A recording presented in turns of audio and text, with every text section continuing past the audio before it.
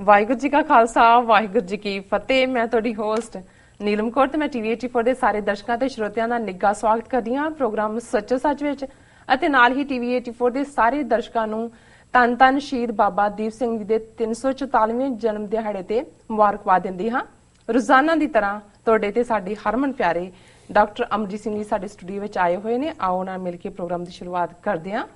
ਜੀ ਡਾਕਟਰ ਸਾਹਿਬ, ਵਾਹਿਗੁਰੂ ਜੀ ਕਾ ਖਾਲਸਾ ਵਾਹਿਗੁਰੂ ਜੀ ਕੀ ਫਤਿਹ। ਵਾਹਿਗੁਰੂ ਜੀ ਕਾ ਖਾਲਸਾ ਵਾਹਿਗੁਰੂ ਜੀ ਕੀ ਫਤਿਹ। ਜੀ ਡਾਕਟਰ ਸਾਹਿਬ, welcome to our show. Thank you so much. ਜੀ ਡਾਕਟਰ ਸਾਹਿਬ, ਅੱਜ 26 ਜਨਵਰੀ 2016 14 ਮਾਘ ਨਾਨਕਸ਼ਾਹੀ ਸੰਮਤ 547 ਦਾ ਦਿਨ ਹੈ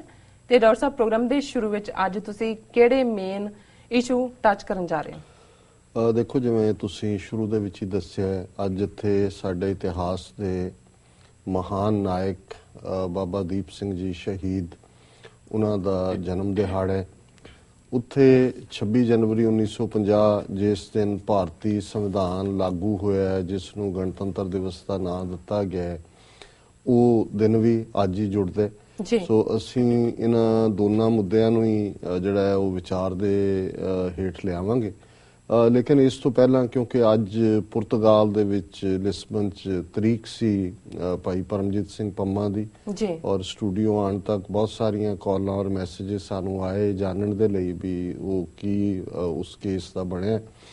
ਔਰ ਆਉਣ ਤੋਂ ਪਹਿਲਾਂ ਹੀ ਜਸਟ ਪਿਛਲੇ ਅੱਧਾ ਘੰਟਾ ਪਹਿਲਾਂ ਹੀ ਗੁਰਪਤਵੰਤ ਸਿੰਘ ਪੰਨੂਰਾਂ ਨਾਲ ਰਾਬਤਾ ਹੋਇਆ, ਪਹਿਲਾਂ ਹੋ ਨਹੀਂ ਸੀ ਪਾ ਰਿਹਾ। ਸੋ ਉਹਨਾਂ ਨੇ ਇਹ ਬਰੀਫਿੰਗ ਦਿੱਤੀ ਹੈ ਕਿ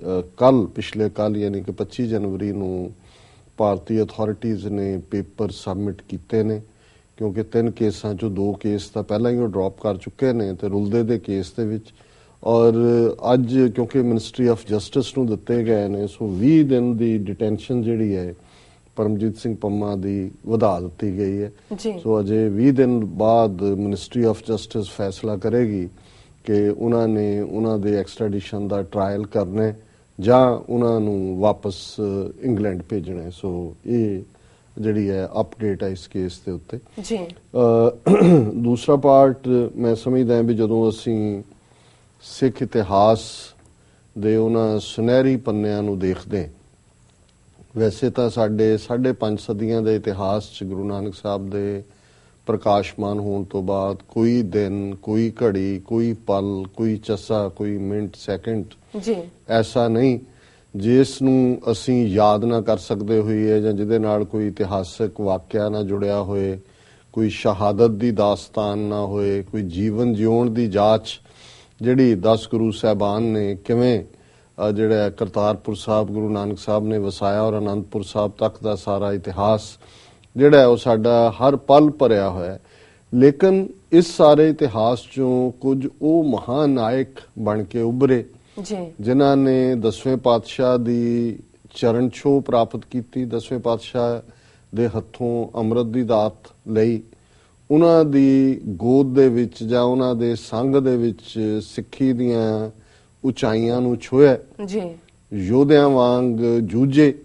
ਸਕਾਲਰਸ ਵਾਂਗ ਵਿਦਵਾਨ ਜਿਹੜੇ ਸਮੇਂ ਦੇ ਸੀ ਉਹਨਾਂ ਨੂੰ ਵੀ ਪਿੱਛੇ ਛੱਡਦੇ ਹਾਂ,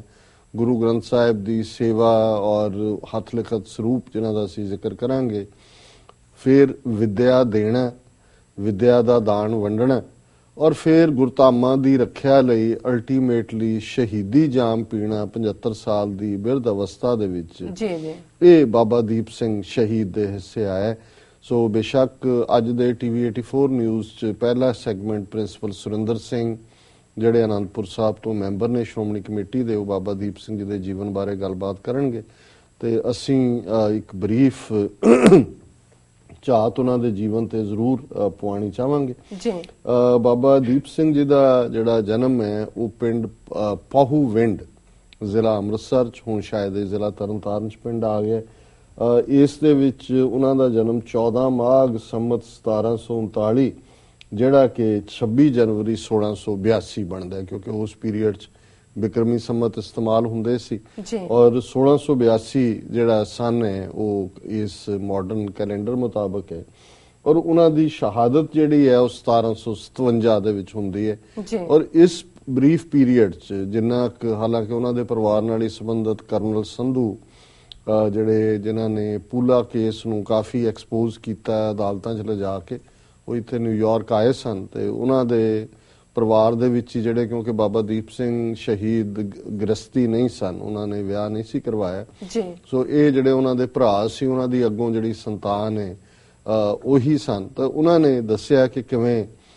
ਜਿਹੜਾ ਉਹਨਾਂ ਦੇ, ਕਿਉਂਕਿ ਕੁਝ ਗੱਲਾਂ ਘਰਾਂ ਦੇ ਵਿੱਚ ਚੱਲਦੀਆਂ, ਪਰਿਵਾਰਾਂ ਦੇ ਵਿੱਚ ਚੱਲਦੀਆਂ। ਸੋ ਪਹੂਵਿੰਡ ਉਹਨਾਂ ਦਾ ਮੁੱਢਲਾ ਪਿੰਡ ਹੈ, ਔਰ ਹੁਣ ਪਹੂਵਿੰਡ ਦੇ ਵਿੱਚ ਇਤਿਹਾਸਕ ਗੁਰਦੁਆਰਾ ਵੀ ਕਾਇਮ ਹੈ, ਕਿਉਂਕਿ ਉਹਨਾਂ ਦਾ ਬਹੁਤ ਸਾਰਾ ਜੀਵਨ ਮਾਲਵੇ ਦੇ ਵਿੱਚ ਗੁਜ਼ਰਿਆ। ਤਖਤ ਸ੍ਰੀ ਦਮਦਮਾ ਸਾਹਿਬ ਉਹਨਾਂ ਨੇ ਜਦੋਂ 10ਵੇਂ ਪਾਤਸ਼ਾਹ ਦੱਖਣ ਵੱਲ ਗਏ ਤਾਂ ਉੱਥੇ ਮੁਕਾਮ ਕੀਤਾ। ਇਸ ਲਈ ਮਾਝੇ ਨਾਲ ਅਸੀਂ ਇੰਨਾ ਕੁ ਦੇਖਦੇ ਹਾਂ ਕਿ ਉਹ ਬੜੀ ਛੋਟੀ ਉਮਰ ਦੇ ਵਿੱਚ 12-13 ਸਾਲ ਦੀ ਉਮਰ 'ਚ ਹੀ ਆਪਣੇ ਮਾਤਾ ਪਿਤਾ ਦੇ ਨਾਲ ਅਨੰਦਪੁਰ ਸਾਹਿਬ ਆਉਂਦੇ ਨੇ 10ਵੇਂ ਪਾਤਸ਼ਾਹ ਦੇ ਦਰਸ਼ਨ ਦੀਦਾਰ ਦੇ ਲਈ, ਫਿਰ ਉੱਥੋਂ ਦੇ ਹੀ ਹੋ ਕੇ ਰਹਿ ਜਾਂਦੇ ਨੇ ਜੀ। ਔਰ 10ਵੇਂ ਪਾਤਸ਼ਾਹ ਤੋਂ ਹੀ, ਉਹਨਾਂ ਦੇ ਕਰ ਕਮਲਾਂ ਤੋਂ ਹੀ ਉਹਨਾਂ ਨੇ ਅੰਮ੍ਰਿਤਪਾਨ ਕੀਤਾ ਹੈ, ਸ਼ਸਤਰ ਵਿਦਿਆ ਸਿੱਖੀ। ਔਰ ਇਹ ਅਨੰਦਪੁਰ ਦੀ ਨਗਰੀ ਜਿੱਥੇ ਮੁਕੰਮਲ ਤੌਰ ਦੇ ਉੱਤੇ, ਬੇਸ਼ੱਕ ਖਾਲਸਾ ਸਾਜਨਾ ਤੋਂ ਅਨੰਦਪੁਰ ਦੇ ਘੇਰੇ ਤੱਕ ਆਲਮੋਸਟ 5 ਸਾਲ ਦਾ ਸਮਾਂ ਹੀ ਹੈ, ਪਰ ਇਹ ਉਹੀ ਅਨੰਦਪੁਰ ਹੈ ਜਿੱਥੇ ਵਿਦਵਤਾ ਦੀਆਂ ਵੀ ਸਿਖਰਾਂ ਨੇ। ਭਾਈ ਨੰਦ ਲਾਲ ਆਪਣੀ ਕਲਮ ਚਲਾ ਰਹੇ ਨੇ, 52 ਕਵੀਆਂ ਦੀ ਗੱਲ ਜਿਹੜੀ ਪੌਂਟਾ ਸਾਹਿਬ ਦੇ ਨਾਲ ਬਹੁਤ ਵਾਰੀ ਜੋੜੀ ਜਾਂਦੀ ਹੈ। ਅਨੰਦਪੁਰ ਸਾਹਿਬ 'ਚ ਵੀ ਉਹੀ ਮੁਕਾਮ ਹੈ। ਔਰ ਸੇਵਾ ਦੇ ਪਿੜ ਦੇ ਵਿੱਚ ਜਿੱਥੇ ਭਾਈ ਕਨਈਆ ਜੀ ਸੱਜਣ ਤੇ ਦੁਸ਼ਮਣ ਸਭ ਦੀ ਸੇਵਾ ਦੇ ਚਾਚ ਨੇ, ਉੱਥੇ ਜਿਹੜਾ ਗੁਰੂ ਕਾ ਲਾਡਲਾ ਖਾਲਸਾ ਭੁਜੰਗੀ ਫੌਜ ਹੈ, ਸ਼ਸਤਰ ਵਿਦਿਆ ਦੇ ਵਿੱਚ ਜਿਹੜਾ ਹੈ ਉਹ ਪੂਰਾ ਦਿਨ ਰਾਤ ਜੁਟੇ ਨੇ। ਪਹਾੜੀ ਰਾਜਿਆਂ ਦੇ ਜਿਹੜੇ ਇੱਕ ਤੋਂ ਬਾਅਦ ਇੱਕ ਟਾਕਰਾ ਕਰਦੇ ਨੇ ਉਹਨਾਂ ਦੇ ਹਮਲਿਆਂ ਦਾ। ਔਰ ਬਾਬਾ ਦੀਪ ਸਿੰਘ ਬੜੇ ਸੁਡੌਲ ਸਰੀਰ ਦੇ ਸਨ, ਔਰ ਉਹਨਾਂ ਨੇ ਪਰ ਜਵਾਨੀ ਦੇ ਵਿੱਚ ਉਹਨਾਂ ਦੀ ਜਿੱਥੇ ਵਿਦਵਤਾ ਔਰ ਇਸ ਵਿਦਿਆ ਵੱਲ ਰੁਚੀ ਸੀ, ਉੱਥੇ ਸ਼ਸਤਰ ਵਿਦਿਆ ਦੇ ਵਿੱਚ ਵੀ ਉਹ ਬੜੇ ਨਿਪੁੰਨ ਹੋਏ। ਔਰ ਅਨੰਦਪੁਰ ਸਾਹਿਬ ਰਹਿੰਦੇ ਆ ਉਹਨਾਂ ਨੇ ਸ਼ਸਤਰ ਵਿਦਿਆ ਸਿੱਖੀ ਵੀ। ਔਰ ਕਿਵੇਂ ਉਹ ਫਿਰ 10ਵੇਂ ਪਾਤਸ਼ਾਹ ਦੇ ਨਾਲ, ਫਿਰ ਅਸੀਂ ਉਸ ਮੁਕਾਮ ਨੂੰ ਦੇਖਦੇ ਹਾਂ ਜਦੋਂ ਲਗਭਗ 9-10 ਮਹੀਨੇ 10ਵੇਂ ਪਾਤਸ਼ਾਹ ਤਖਤ ਸ੍ਰੀ ਦਮਦਮਾ ਸਾਹਿਬ ਜਿੱਥੇ ਅੱਜ ਮੁਕਾਮ ਹੈ ਉੱਥੇ ਟਿਕਦੇ ਨੇ। ਔਰ ਉੱਥੇ ਵਿਦਿਆ ਦੇ ਪਿੜ ਵਿੱਚ ਫਿਰ ਜਿਵੇਂ ਸਾਡੀ ਰਵਾਇਤ ਦੱਸਦੀ ਹੈ ਕਿ ਕਿਵੇਂ 10ਵੇਂ ਪਾਤਸ਼ਾਹ ਨੇ ਜਿਹੜੀ ਦਮਦਮੀ ਬੀੜ ਹੈ, ਕਿਉਂਕਿ ਦਮਦਮੀ ਬੀੜ ਉਹਨੂੰ ਕਹਿੰਦੇ ਹੀ ਇਸ ਲਈ ਨੇ ਕਿ ਉਹ ਦਮਦਮਾ ਸਾਹਿਬ ਵਿਖੇ ਹੀ ਉਹਨਾਂ ਨੇ ਮੁਕੰਮਲ ਕੀਤੀ। ਉਸ ਦੀ ਤਿਆਰੀ ਦੇ ਵਿੱਚ ਭਾਈ ਮਨੀ ਸਿੰਘ, ਬਾਬਾ ਦੀਪ ਸਿੰਘ ਔਰ ਹੋਰ ਪ੍ਰਮੁੱਖ ਸਿੱਖਾਂ ਨੇ ਰੋਲ ਅਦਾ ਕੀਤਾ, ਕਿਉਂਕਿ ਅੱਜ ਤਾਂ ਪ੍ਰਿੰਟਿੰਗ ਪ੍ਰੈਸ ਹੈ, ਅਸੀਂ ਇਮੇਜਿਨ ਵੀ ਨਹੀਂ ਕਰ ਸਕਦੇ ਵੀ ਬੀੜਾਂ ਲਿਖੀਆਂ ਕਿਵੇਂ ਜਾਂਦੀਆਂ ਸੀ। ਕਿੰਨੇ ਸਿੰਘਾਂ ਦੀ ਡਿਊਟੀ ਤੇ ਸਿਰਫ ਕਲਮਾਂ ਘੜਨ ਤੇ ਹੁੰਦੀ, ਕਿਉਂਕਿ ਕਲਮ ਨਾਲ ਲਿਖੀ ਜਾਂਦੀ ਸੀ। ਕਿੰਨੇ ਜਿਹੜੇ ਨੇ ਉਹਦੇ ਲਈ ਸਿਆਹੀ ਬਣਾ ਰਹੇ ਨੇ, ਕਿਉਂਕਿ ਸਿਆਹੀ ਤੁਸੀਂ ਇੱਕਦਮ ਦੀਵਾਰ ਦੇ ਵਿੱਚ ਵੀ ਮੁੱਕ ਜਾਂਦੇ, ਫਿਰ ਸਿਆਹੀ ਦੀ ਇਕਸਾਰਤਾ, ਫਿਰ ਕੱਲਾ ਜਿਹੜਾ ਉਹ ਪੰਨਾ ਲਿਖਿਆ ਜਾਂਦਾ ਔਰ ਉਸ ਦੇ ਵਿੱਚ ਜੇ ਕੋਈ ਗਲਤੀ ਹੈ ਜਾਂ ਦੂਸਰਾ ਫਿਰ ਉਸ ਦੀ ਰੀਰਾਈਟਿੰਗ, ਫਿਰ ਉਸ ਦੀ ਸੁਧਾਈ। ਸੋ ਇਹ ਕੋਈ ਸੌਖਾ ਕੰਮ ਨਹੀਂ ਹੈ। ਅੱਜ ਤਾਂ ਹੁਣ ਕੰਪਿਊਟਰਾਈਜ਼ਡ ਹੋ ਗਿਆ ਸਭ ਕੁਝ, ਤਾਂ ਅਸੀਂ ਇਮੇਜਿਨ ਵੀ ਨਹੀਂ ਕਰ ਸਕਦੇ। ਔਰ ਅੱਜ ਹੀ ਮੈਂ ਦੇਖ ਰਿਹਾ ਸੀ BBC ਦੀ ਇੱਕ ਸਟੋਰੀ ਸੀ ਕਿ ਵੀ ਕਿਹੜੇ ਕਿੱਤੇ ਨੇ ਜਿਹੜੇ ਕਦੇ ਬੜੇ ਪਪੂਲਰ ਸੀ ਔਰ ਅੱਜ ਅਲੋਪ ਹੋ ਰਹੇ ਨੇ। ਔਰ ਉਹਨਾਂ ਦੇ ਵਿੱਚ ਪਹਿਲਾ ਜਿਹੜਾ ਕਿੱਤਾ ਅਲੋਪ ਹੋਣ ਦੀ ਗੱਲ ਸੀ ਕੈਲੀਗ੍ਰਾਫੀ। ਕੈਲੀਗ੍ਰਾਫੀ ਇਹੀ ਹੁੰਦਾ ਸੀ ਲਿਖਣ ਦਾ ਆਰਟ। ਔਰ ਇਸਲਾਮ ਦੇ ਵਿੱਚ ਕਿਉਂਕਿ ਪਿਕਚਰ ਬਣਾਉਣੀ ਮਨਾ ਹੈ ਹਜ਼ਰਤ ਸਾਹਿਬ ਦੀ ਜਾਂ ਕਿਸੇ ਦੀ ਵੀ, ਸੋ ਉੱਥੇ ਜਿਹੜਾ ਜਿਵੇਂ ਕੁਰਾਨ ਸ਼ਰੀਫ ਦੀਆਂ ਆਇਤਾਂ ਨੇ, ਧਰਮ ਗ੍ਰੰਥ ਨੇ, ਧਾਰਮਿਕ ਹਦਾਇਤਾਂ ਜਾਂ ਈਵਨ ਸਰਕਾਰੀ ਦਰਬਾਰੇ ਵੀ ਜਿਹੜੇ ਕਾਰਵਾਈ ਹੈ ਉਹ ਫਿਰ ਜਿਹੜੇ ਬਹੁਤ ਖੂਬਸੂਰਤ, ਜਿਵੇਂ ਅੱਜ ਵੀ ਜਦੋਂ ਤੁਸੀਂ ਕੈਲੀਗ੍ਰਾਫੀ ਦੇਖਦੇ ਹੋ ਤੇ ਕਮਾਲ ਹੁੰਦੇ। ਸੋ ਉਹਨਾਂ ਨੂੰ ਕਾਤਬ ਕਹਿੰਦੇ ਸੀ ਜਿਹੜੇ ਉਸ ਕਿਸਮ ਦਾ ਲਿਖਦੇ ਸੀ। ਔਰ ਅੱਜ ਕਿਉਂਕਿ ਪ੍ਰਿੰਟਿੰਗ ਪ੍ਰੈਸ ਔਰ ਦੂਜੀ ਆ ਗਿਆ ਹੈ, ਸੋ ਕੈਲੀਗ੍ਰਾਫੀ ਦਾ ਆਰਟ ਖਤਮ ਹੋ ਗਿਆ। ਇਸੇ ਤਰ੍ਹਾਂ ਹੋਰ ਵੀ 2-3 ਜਿਹੜੀਆਂ ਕਲਾ ਸੀ, ਜਿਵੇਂ ਇੱਤਰ ਵੇਚਣਾ, ਸੁੱਚਾ ਇੱਤਰ ਜਿਹੜਾ ਗੁਲਾਬ ਦੇ ਫੁੱਲਾਂ ਚੋਂ ਬਣਦਾ। ਹੁਣ ਤਾਂ ਸਿੰਥੈਟਿਕ ਇੱਤਰ ਦੇ ਨਾਲ ਭਾਵੇਂ ਛਿੱਕਾਂ ਵੱਜ ਰਹੀਆਂ, ਹੁਣ ਸਾਰਿਆਂ ਨੂੰ ਪੂਰੀ ਸ਼ੀਸ਼ੀ ਡੋਲੀ ਹੁੰਦੀ ਹੈ ਉੱਤੇ। ਲੇਕਿਨ ਉਹ ਅੱਜ ਵੀ ਜਦੋਂ ਦਰਬਾਰ ਸਾਹਿਬ ਜਾਂ ਦੂਸਰੇ ਮੁਕਾਮਾਂ ਤੇ ਜਦੋਂ ਗੁਰੂ ਸਾਹਿਬ ਦੀ ਸਵਾਰੀ ਔਰ ਦੂਸਰਾ ਆਉਂਦਾ ਹੈ, ਇਸ ਗੱਲ ਨੂੰ ਯਕੀਨੀ ਬਣਾਇਆ ਜਾਂਦਾ ਹੈ ਵੀ ਜਿਹੜਾ ਉਹ ਛਿੜਕਾਅ ਕੀਤਾ ਜਾਂਦਾ ਹੈ ਉਹ ਪਿਓਰ ਇੱਤਰ ਹੁੰਦਾ ਜਿਹੜਾ ਕਿ ਗੁਲਾਬ ਦੇ ਫੁੱਲ ਤੋਂ ਬਣਦਾ। ਸੋ ਖੈਰ ਇੱਥੇ ਰਹਿੰਦੇ ਆ ਉਹਨਾਂ ਨੇ ਜਿਹੜਾ ਇਸ ਦਮਦਮੀ ਬੀੜ ਦੀ ਤਿਆਰੀ ਦੇ ਵਿੱਚ ਮੁਕੰਮਲ ਰੋਲ ਅਦਾ ਕੀਤਾ। ਔਰ ਸਾਡੀ ਰਵਾਇਤ ਦੱਸਦੀ ਹੈ ਕਿ ਗੁਰੂ ਗ੍ਰੰਥ ਸਾਹਿਬ ਦੀ ਕਥਾ ਪ੍ਰਣਾਲੀ ਜਿਹੜੀ 10ਵੇਂ ਪਾਤਸ਼ਾਹ ਨੇ ਇੱਥੇ ਰਹਿੰਦੇ ਆ ਗੁਰੂ ਗ੍ਰੰਥ ਸਾਹਿਬ ਦੇ ਅਰਥ-ਬੋਧ ਸਮਝਾਏ। ਭਾਈ ਮਨੀ ਸਿੰਘ, ਬਾਬਾ ਦੀਪ ਸਿੰਘ, ਇਹ ਸਾਰੇ ਉਹ ਪ੍ਰਮੁੱਖ ਸਨ। ਔਰ ਇਸ ਲਈ ਬਾਬਾ ਦੀਪ ਸਿੰਘ ਜੀ ਨੂੰ ਦਮਦਮੀ ਟਕਸਾਲ ਦੇ ਮੁਖੀ ਦੇ ਤੌਰ ਤੇ ਵੀ ਜਾਣਿਆ ਜਾਂਦਾ ਹੈ, ਕਿਉਂਕਿ ਦਮਦਮਾ ਸਾਹਿਬ ਰਹਿੰਦੇ ਆ। ਇਹ ਅਰਥ ਪ੍ਰਣਾਲੀ ਦਾ ਜਿਹੜਾ ਪਾਰਟ ਹੈ ਇਹ ਹੋਇਆ। 10ਵੇਂ ਪਾਤਸ਼ਾਹ ਦੱਖਣ ਨੂੰ ਜਾਣ ਲੱਗਿਆ ਉਹਨਾਂ ਨੇ ਬਾਬਾ ਦੀਪ ਸਿੰਘ ਜੀ ਨੂੰ ਇਹ ਹੁਕਮ ਕੀਤਾ ਕਿ ਉੱਥੇ ਹੀ ਟਿਕਣ ਔਰ ਉੱਥੇ ਵਿਦਿਆ ਦਾ ਪ੍ਰਚਾਰ ਕਰਨ, ਔਰ ਜ਼ਾਹਰ ਹੈ ਸ਼ਸਤਰ ਵਿਦਿਆ ਜਾਂ ਦੂਸਰਾ ਇਲਾਕੇ ਦੇ ਵਿੱਚ ਅੰਮ੍ਰਿਤ ਪ੍ਰਚਾਰ, ਸਿੱਖੀ ਪ੍ਰਚਾਰ। ਔਰ ਫਿਰ ਜਦੋਂ 10ਵੇਂ ਪਾਤਸ਼ਾਹ ਉੱਥੋਂ ਬਾਬਾ ਬੰਦਾ ਸਿੰਘ ਬਹਾਦਰ ਨੂੰ ਭੇਜਦੇ ਨੇ ਦੱਖਣ ਤੋਂ ਪੰਜਾਬ ਵੱਲ, ਤੇ ਬਾਬਾ ਭਾਈ ਸਾਹਿਬ ਬਾਬਾ ਦੀਪ ਸਿੰਘ ਜਿਹੜੇ ਨੇ ਉਹਨਾਂ ਦੇ ਨਾਲ ਯੁੱਧਾਂ ਦੇ ਵਿੱਚ ਸ਼ਾਮਲ ਹੋ ਕੇ ਦੁਸ਼ਮਣਾਂ ਦਾ ਜਿਹੜਾ ਹੈ ਉਹ ਆਹੂ ਲਾਉਂਦੇ ਨੇ, ਔਰ ਉਹ ਜਿਹੜੀਆਂ ਮੁੱਢਲੀਆਂ ਜਿੱਤਾਂ ਨੇ ਬੰਦਾ ਸਿੰਘ ਬਹਾਦਰ ਦੀਆਂ ਉਹਨਾਂ ਦੇ ਵਿੱਚ ਬਾਬਾ ਦੀਪ ਸਿੰਘ ਬਰਾਬਰ ਦੇ ਸ਼ਰੀਕ ਨੇ।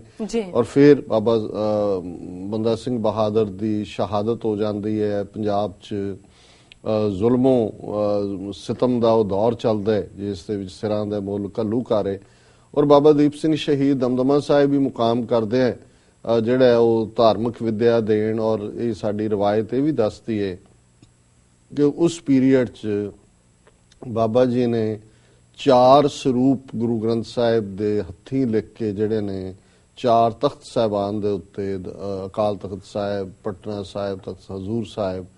ਔਰ ਕੇਸਗੜ੍ਹ ਸਾਹਿਬ ਵਿਖੇ ਵੀ ਪਹੁੰਚਾਏ। ਔਰ ਇਸ ਤਰ੍ਹਾਂ ਉਹਨਾਂ ਦਾ ਇੱਕ ਪਾਸੇ ਸ਼ਸਤਰ ਵਿਦਿਆ ਦੀ ਮੁਹਾਰਤ ਔਰ ਵਿਦਿਆ ਦਾ ਪ੍ਰਵਾਹ ਜਾਰੀ ਹੈ। ਔਰ ਇਹ ਉਹ ਪੀਰੀਅਡ ਹੈ ਕਿ ਜਦੋਂ ਫਿਰ ਪੰਥ ਉਹਨਾਂ ਘੱਲੂਘਾਰਿਆਂ ਚੋਂ ਉਭਰਨ ਤੋਂ ਜਿਹੜੀ ਸਿੱਖਾਂ ਦੀ ਪਰਸੀਕਿਊਸ਼ਨ ਦੇ ਦੌਰ ਚੋਂ ਉਭਰਦਾ ਹੈ। ਅਜੇ ਘੱਲੂਘਾਰੇ ਤੋਂ ਉਸ ਤੋਂ ਬਾਅਦ ਵੀ ਹੋਏ ਨੇ, ਲੇਕਿਨ ਇਸ ਦੇ ਵਿੱਚ ਫਿਰ 1748 ਤੱਕ ਪਹੁੰਚਦੇ ਆ। ਅੱਡ ਜਿਹੜੇ ਜਥੇਦਾਰ ਸਰਬੱਤ ਖਾਲਸਾ ਦੇ ਸਨ, ਬਾਬਾ ਦਰਬਾਰਾ ਸਿੰਘ, ਉਹਨਾਂ ਤੋਂ ਬਾਅਦ ਨਵਾਬ ਕਪੂਰ ਸਿੰਘ, ਔਰ 1742-48 ਦੇ ਵਿੱਚ ਵੀ ਨਵਾਬ ਕਪੂਰ ਸਿੰਘ ਪਰ ਜੱਸਾ ਸਿੰਘ ਆਹਲੂਵਾਲੀ ਹੈ। ਸੋ 1748 ਦੇ ਵਿੱਚ ਸਿੱਖਾਂ ਦੇ ਕੋਲ ਇੰਨੇ ਜਿਹੜੇ ਨੇ 65 ਦੇ ਕਰੀਬ ਜਥੇ ਬਣ ਜਾਂਦੇ ਨੇ, ਜਿਹੜੇ ਇਲਾਕੇ ਜਿਨ੍ਹਾਂ ਨੇ ਫਤਿਹ ਵੀ ਕੀਤੇ ਔਰ ਜਿਨ੍ਹਾਂ ਦੇ ਨਾਲ ਹਜ਼ਾਰਾਂ ਸਿੱਖ ਜਿਹੜੇ ਮਰ ਮਿਟਣ ਲਈ ਤਿਆਰ ਨੇ। ਉਹਨਾਂ ਚੋਂ 12 ਮਿਸਲਾਂ ਜਿਹੜੀਆਂ ਉਹ ਫਾਰਮ ਕੀਤੀਆਂ ਜਾਂਦੀਆਂ। ਮਿਸਲ ਅਸਲ ਦੇ ਵਿੱਚ ਫਾਈਲ ਨੂੰ ਕਹਿੰਦੇ ਨੇ, ਔਰ ਇਹ ਹੁੰਦਾ ਸੀ ਵੀ ਜਿਸ ਸਿੱਖ ਸਰਦਾਰ ਕੋਲ ਜਿੰਨਾ ਇਲਾਕਾ ਉਹ ਇਹ ਸਮਝਦਾ ਸੀ ਜਿੰਨਾ ਮੈਂ ਫਤਿਹ ਕੀਤਾ ਹੈ ਗੁਰੂ ਦਾ, ਪੰਥ ਦਾ, ਮੇਰੇ ਤੋਂ ਤਾਂ ਇਹ ਸੇਵਾ ਲਈ ਹੈ। ਸੋ ਉਸ ਇਲਾਕੇ ਦਾ, ਤਾਂ ਕਿ ਝਗੜਾ ਨਾ ਹੋਏ ਕਿ ਕਿਹੜਾ ਇਲਾਕਾ ਕਿਹਦੇ ਕੋਲ ਹੈ, ਉਹ ਰਿਕਾਰਡ ਅਕਾਲ ਤਖਤ ਸਾਹਿਬ ਦੇ ਉੱਤੇ ਜਿਹੜੀ ਮਿਸਲ ਰੱਖੀ ਜਾਂਦੀ ਸੀ। ਅਜੇ ਵੀ ਜਦੋਂ ਤੁਸੀਂ ਰੈਵਨਿਊ ਦਾ ਰਿਕਾਰਡ ਕਹੋ ਤਾਂ ਉਹਨੂੰ ਮਿਸਲ ਹੀ ਕਹਿਣਗੇ ਕਿ ਮੇਰੇ ਜ਼ਮੀਨ ਦੇ ਰਿਕਾਰਡ ਦੀ ਮਿਸਲ ਕਿੱਥੇ ਹੈ। ਸੋ ਇਹ ਮਿਸਲਾਂ ਸ਼ਬਦ ਇੱਥੋਂ ਹੀ ਆਇਆ ਕਿ ਉਹ ਅਕਾਲ ਤਖਤ ਸਾਹਿਬ ਦੇ ਉੱਤੇ ਉਸ ਦਾ ਰਿਕਾਰਡ ਰੱਖਿਆ ਜਾਂਦਾ ਸੀ। ਸੋ 12 ਮਿਸਲਾਂ ਦੇ ਵਿੱਚ ਇੱਕ ਮਿਸਲ ਸ਼ਹੀਦਾਂ ਸੀ, ਮਿਸਲ ਸ਼ਹੀਦਾਂ ਜਿਹਦੇ ਮੁਖੀ ਬਾਬਾ ਦੀਪ ਸਿੰਘ ਬਣੇ। ਔਰ ਇਲਾਕੇ ਫਤਿਹ ਕਰਨਾ ਇਹਨਾਂ ਦਾ ਕੰਮ ਨਹੀਂ ਸੀ, ਇਹਨਾਂ ਦਾ ਗੁਰਦੁਆਰਿਆਂ ਦੀ ਸੇਵਾ ਸੰਭਾਲ, ਦੇਖਭਾਲ ਔਰ ਗੁਰਦੁਆਰਿਆਂ ਦੀ ਪਵਿੱਤਰਤਾ ਲਈ ਸ਼ਹੀਦੀ ਪਾਉਣਾ। ਇਸ ਲਈ ਬਾਕੀ ਮਿਸਲਾਂ ਵਾਲੇ ਵੀ ਜਿਹੜੇ ਨੇ ਇਸ ਮਿਸਲ ਸ਼ਹੀਦਾਂ ਦੇ ਬਹੁਤ ਸਾਰੇ ਇਹਨਾਂ 'ਚ ਬਜ਼ੁਰਗ ਉਮਰ ਦੇ ਸਨ, ਬੁੱਢਾ ਦਲ ਦੇ ਵੀ ਸਨ, ਉਹਨਾਂ ਦਾ ਬਹੁਤ ਸਤਿਕਾਰ ਕਰਦੇ ਸੀ ਕਿ ਭਾਈ ਇਹ ਜਿਉਂਦੇ ਸ਼ਹੀਦ ਨੇ ਜਿਨ੍ਹਾਂ ਨੇ ਮਿੱਥਿਆ ਹੋਇਆ ਕਿ ਵੀ ਅਸੀਂ ਸ਼ਹੀਦੀ ਪਾ ਜਾਣੀ ਹੈ, ਪਰ ਗੁਰੂ ਗ੍ਰੰਥ ਸਾਹਿਬ ਦਾ ਔਰ ਗੁਰੂ ਘਰ ਦਾ ਅਪਮਾਨ ਨਹੀਂ ਹੋਣ ਦੇਣਾ। ਹੁਣ ਇਹ ਜਦੋਂ 1748 ਚ ਮਿਸਲ ਸ਼ਹੀਦਾਂ ਦੇ ਮੁਖੀ ਬਣਦੇ ਨੇ, ਲਗਭਗ 9 ਸਾਲ ਬਾਅਦ 1757 ਦੇ ਵਿੱਚ, ਇਹ ਉਹੀ ਪੀਰੀਅਡ ਹੈ, ਇਧਰ ਪਲਾਸੀ ਦੀ ਲੜਾਈ ਹੁੰਦੀ ਹੈ ਬੰਗਾਲ ਦੇ ਵਿੱਚ, ਮੀਰ ਜ਼ਾਫਰ ਗਦਾਰੀ ਕਰਕੇ ਕਿਸ ਤਰੀਕੇ ਨਾਲ ਸਿਰਾਜੂ ਦੌਲਾ ਨੂੰ ਬਰਵਾ ਦਿੰਦਾ ਹੈ, ਔਰ ਉਸ ਦੇ ਵਿੱਚ ਪਹਿਲੀ ਵਾਰ ਈਸਟ ਇੰਡੀਆ ਕੰਪਨੀ ਦਾ ਜਿਹੜਾ ਭਾਰਤ ਦੇ ਵਿੱਚ ਪੂਰਾ ਦਾਬਾ ਹੋ ਜਾਂਦਾ ਹੈ। ਤੇ ਇਧਰ 1757 ਚ ਅਹਿਮਦ ਸ਼ਾਹ ਅਬਦਾਲੀ ਇਧਰ ਪਾਣੀਪਤ ਦੇ ਮੈਦਾਨ ਦੇ ਵਿੱਚ ਵੀ ਮਰਾਠਿਆਂ ਨੂੰ ਹਰਾਉਂਦਾ ਹੈ, ਔਰ ਇਧਰੋਂ ਮੁੜਦਾ ਹੋਇਆ ਦਿੱਲੀ ਵੱਲੋਂ ਉਹਨੂੰ ਇਹ ਹਰ ਵਾਰ ਸੀ ਕਿ ਵੀ ਸਿੱਖ ਉਹਦਾ ਮਾਲ ਸਵਾਬ ਲੁੱਟ ਲੈਂਦੇ ਨੇ ਔਰ ਉਹਨੂੰ ਹਰਾਸ ਕਰਦੇ ਨੇ। ਉਹਨੇ ਇਧਰ ਨੂੰ ਮੂੰਹ ਕੀਤਾ ਦਰਬਾਰ ਸਾਹਿਬ ਦੇ, ਉਹਨੇ ਜਿਹੜਾ ਬੇਅਦਬੀ ਕੀਤੀ, ਹਜ਼ਾਰਾਂ ਪਸ਼ੂ ਮਾਰ ਕੇ ਉਹਨਾਂ ਦਾ ਖੂਨ ਸਰੋਵਰ ਚ ਸੁੱਟਿਆ, ਕੁੱਪਿਆਂ ਨਾਲ ਉਡਾਇਆ ਦਰਬਾਰ ਸਾਹਿਬ ਅਕਾਲ ਤਖਤ ਸਾਹਿਬ ਨੂੰ। ਸੋ ਉਦੋਂ ਅੱਜ ਵਾਂਗ ਕਮਿਊਨੀਕੇਸ਼ਨ ਨਹੀਂ ਸੀ, ਹੁਣ ਤਾਂ ਵਿਦਿਨ ਸੈਕਿੰਡਸ WhatsApp ਦੇ ਉੱਤੇ ਹੁੰਦਾ ਹੈ ਵੀ ਕੀ ਖਬਰ ਕਿੱਥੇ ਵਾਪਰੀ। ਸੋ ਇਹ ਖਬਰਾਂ ਪਹੁੰਚਦੇ ਆ, ਕੋਈ ਨਾ ਕੋਈ ਹਲਕਾਰਾ ਜਾਂ ਕੋਈ ਘੋੜਸਵਾਰ ਮੈਸੇਜ ਲੈ ਕੇ ਜਾਂਦਾ ਸੀ। ਸੋ ਬਾਬਾ ਦੀਪ ਸਿੰਘ ਜਿਹੜੇ ਕਿ ਦਮਦਮਾ ਸਾਹਿਬ ਵਿਖੇ ਮੁਕਾਮ ਕਰਦੇ ਸੀ, ਜਦੋਂ ਉਹਨਾਂ ਨੂੰ ਖਬਰ ਮਿਲੀ ਕਿ ਇਸ ਤਰ੍ਹਾਂ ਦਰਬਾਰ ਸਾਹਿਬ ਨੂੰ ਅਬਦਾਲੀ ਨੇ ਔਰ ਉਸ ਦਾ ਜਰਨੈਲ ਜਹਾਨ ਖਾਨ ਉਸ ਨੇ ਢਾਇਆ, ਅਪਮਾਨਿਤ ਕੀਤਾ, ਤਾਂ ਉਦੋਂ ਹੀ ਬੇਸ਼ੱਕ ਉਹਨਾਂ ਦੀ ਬਿਰਧ ਉਮਰ ਹੈ 75 ਸਾਲ ਦੀ, ਉਦੋਂ ਹੀ ਉਹਨਾਂ ਨੇ ਅਰਦਾਸਾ ਸੋਧਿਆ ਗੁਰੂ ਕੇ ਹਜ਼ੂਰ। ਉਹਨਾਂ ਨੇ ਜਿੰਨੇ ਸਿੰਘ ਇਕੱਠੇ ਸਨ ਐਲਾਨ ਕੀਤਾ ਕਿ ਭਾਈ ਆ ਜਾਓ, ਜਿਨ੍ਹਾਂ ਨੇ ਸ਼ਹੀਦੀਆਂ ਪਾਣੀਆਂ ਕਿ ਵੀ ਅਸੀਂ ਦਰਬਾਰ ਸਾਹਿਬ ਨੂੰ ਆਜ਼ਾਦ ਕਰਵਾਉਣਾ ਹੈ ਔਰ ਜਿਹੜਾ ਦਰਬਾਰ ਸਾਹਿਬ ਦੀ ਪਵਿੱਤਰਤਾ ਕਾਇਮ ਰੱਖਣ ਦੇ ਲਈ ਅਸੀਂ ਸ਼ਹੀਦੀ ਦੇਣ ਚੱਲੇ। ਸੋ ਜਿਉਂ ਹੀ ਉਹ ਦਮਦਮਾ ਸਾਹਿਬ ਤੋਂ ਤੁਰੇ ਔਰ ਤਰਨਤਾਰਨ ਸਾਹਿਬ ਤੱਕ ਪਹੁੰਚਦੇ ਆ, ਗੋਲਵੜ ਦੇ ਨੇੜੇ ਇੱਕ ਅੰਦਾਜ਼ੇ ਮੁਤਾਬਕ 5000 ਤੋਂ ਜ਼ਿਆਦਾ ਸਿੱਖ ਜਿਹੜੇ ਨੇ ਉਹ ਨਾਲ ਜਿਨ੍ਹਾਂ ਇਲਾਕਿਆਂ ਚੋਂ ਲੰਘੇ ਔਰ ਜਿਉਂ ਹੀ ਖਬਰ ਮਿਲਦੀ ਗਈ ਸਿੰਘ ਜਿਹੜੇ ਨੇ ਉਹ ਜਥੇ ਬਣਾ ਕੇ ਸ਼ਾਮਲ ਹੁੰਦੇ ਗਏ। ਔਰ ਇੱਥੇ ਉਹੀ ਮੁਕਾਮ ਹੈ ਜਦੋਂ ਅਸੀਂ 10 ਨਵੰਬਰ ਦੇ ਸਰਬੱਤ ਖਾਲਸਾ ਦੇ ਹਵਾਲੇ ਨਾਲ ਗੱਲ ਕਰਦੇ ਕਿ ਜਿੱਥੇ ਬਾਬਾ ਦੀਪ ਸਿੰਘ ਨੇ ਫਿਰ ਖੰਡੇ ਦੇ ਨਾਲ ਲੀਕ ਖਿੱਚੀ ਕਿ ਆਓ ਭਾਈ ਜਿਨ੍ਹਾਂ ਨੇ ਸ਼ਹੀਦੀ ਪਾਉਣੀ ਹੈ ਉਹ ਲੀਕ ਟੱਪ ਕੇ ਇੱਧਰ ਆ ਜਾਓ, ਤੇ ਜਿਨ੍ਹਾਂ ਨੂੰ ਅਜੇ ਘਰਾਂ ਦਾ ਮੋਹ ਹੈ, ਆਪਣੇ ਜ਼ਿੰਦਗੀ ਜਿਉਣ ਦਾ ਚਾਹ ਹੈ, ਉਹ ਤੁਸੀਂ ਜਿਹੜਾ ਵਾਪਸ ਮੁੜ ਸਕਦੇ ਹੋ। ਸੋ ਇਹ ਉਹਨਾਂ ਦਾ ਫਾਈਨਲ ਬੈਟਲ ਸੀ ਔਰ ਇਸ ਬੈਟਲ ਨੂੰ ਬਹੁਤ ਸਾਰੀ, ਕਿਉਂਕਿ ਸਾਡੇ ਪੜ੍ਹਨ ਲਿਖਣ ਦਾ ਤਾਂ ਸ਼ੌਕ ਨਹੀਂ ਹੈ, ਬਹੁਤ ਸਾਰਾ ਜਿਹੜਾ ਪਿਕਟੋਰੀਅਲ ਹੈ, ਪਿਕਚਰਸ ਦੇ ਵਿੱਚ ਕੈਲੰਡਰਸ ਜਿਵੇਂ ਇਮੇਜਿਨ ਆਰਟਿਸਟਸ ਨੇ ਕੀਤਾ ਔਰ ਜਿਵੇਂ ਬਾਬਾ ਦੀਪ ਸਿੰਘ ਸ਼ਹੀਦ ਨਾਲ ਜੁੜੇ ਹੋਏ ਕੈਲੰਡਰ ਅਸੀਂ ਵੀ ਬਚਪਨ 'ਚ ਦੇਖਦੇ ਰਹੇ ਕਿ ਇੱਕ ਉਹਨਾਂ ਨੇ ਤਲੀ ਦੇ ਉੱਤੇ ਸੀਸ ਟਿਕਾਇਆ ਹੋਇਆ,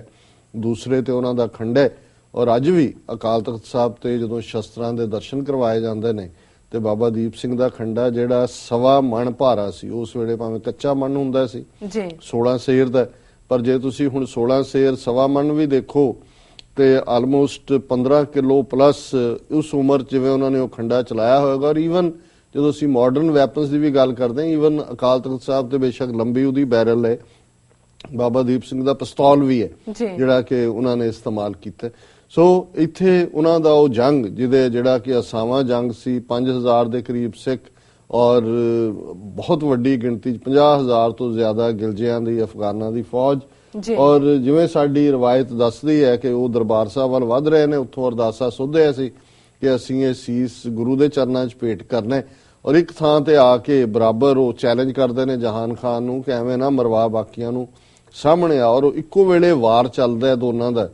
ਔਰ ਜਹਾਨ ਖਾਨ ਮਾਰਿਆ ਜਾਂਦਾ ਔਰ ਬਾਬਾ ਜੀ ਦਾ ਸੀਸ ਵੀ ਜਿਹੜਾ ਉਹ ਉਸ ਦੇ ਉੱਤੇ ਜਿਹੜਾ ਭਾਰੀ ਜ਼ਖਮ ਹੁੰਦਾ ਹੈ। ਔਰ ਜਿਵੇਂ ਸਾਡੀ ਰਵਾਇਤ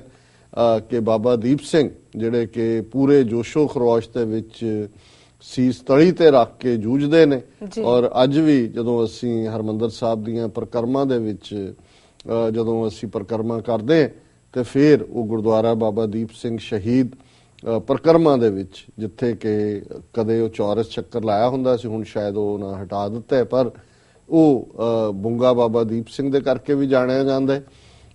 ਉੱਥੇ ਆ ਕੇ ਉਹ ਆਪਣਾ ਸੀਸ ਜਿਹੜਾ ਉੱਥੇ ਉਹਨਾਂ ਨੇ ਸ਼ਹੀਦੀ ਪਾਈ ਹੈ। ਔਰ